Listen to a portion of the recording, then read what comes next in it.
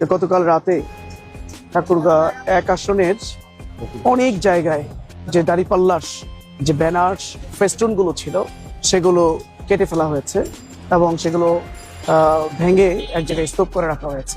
আমি এই ঘটনার তীব্র নিন্দা এবং প্রতিবাদ জানাচ্ছি।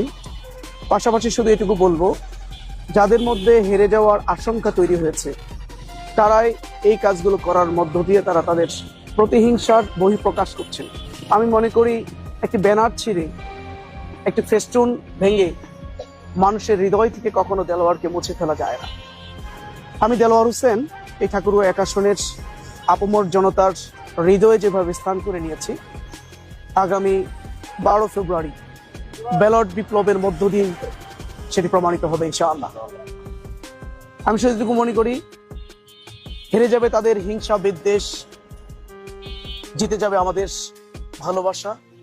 আমি সংশ্লিষ্ট প্রশাসনের ব্যক্তিবর্গকে অনুরোধ করব, আমি আপনাদের প্রতি আমার আস্থা বিশ্বাস আছে, আপনারা এটা সঠিক তদন্ত করে এটার দ্রুত একটা ব্যবস্থা আপনারা গ্রহণ করবেন এবং নির্বাচনের জন্য একটি লেভেল প্লেইং ফিল্ড, একটা সুন্দর পরিবেশ আপনারা তৈরি করবেন। এই জায়গায় যতটুকু আমি জানি সিসি ক্যামেরা আছে, সেই সিসি ক্যামেরার ফুটেজ ধরে কারা এই কাজটা করলো এটা আপনারা বের করবেন এবং এটা বের করে যদি আপনারা সঠিক তদন্ত করে দোষীদের দ্রুত সময়ের ভিতরে যদি শাস্তির আওতায় আনতে পারেন, তাহলে কেবলমাত্র আমি বুঝবো এবং আমার এই ঠাকুরগাঁর মানুষগুলো বুঝবে আপনারা নিরপেক্ষভাবে কাজ করছেন। আর যদি এটা দ্রুত তদন্ত সাপেক্ষে সুষ্ঠু ব্যবস্থা আপনারা যদি না নিতে পারেন, তাহলে আপনাদের প্রতি এই ঠাকুরগাঁর মানুষের একটা ধারণা তৈরি হবে যে আপনারা পক্ষপাতিত্ব আচরণ এখানে করছেন।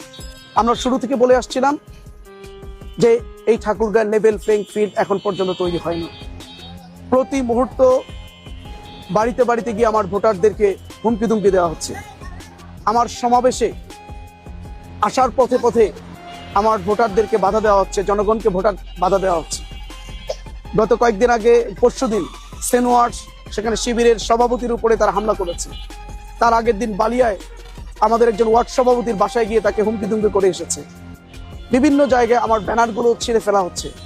এভাবেই প্রতি মুহূর্ত তারা হিংসা এবং বিদ্বেষ ছড়িয়ে দিচ্ছে।